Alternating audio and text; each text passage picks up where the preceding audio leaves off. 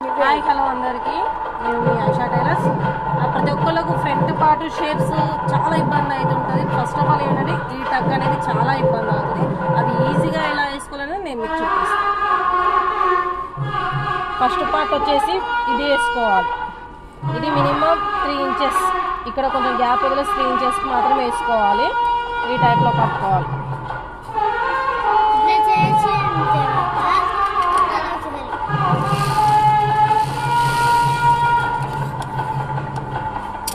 Next ఈ రెండుటికి మధ్యలో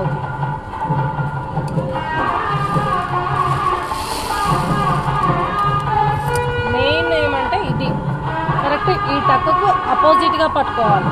అపోజిట్గా పట్టుకున్నాం అనుకో మనకు షేప్ పర్ఫెక్ట్గా వస్తుంది.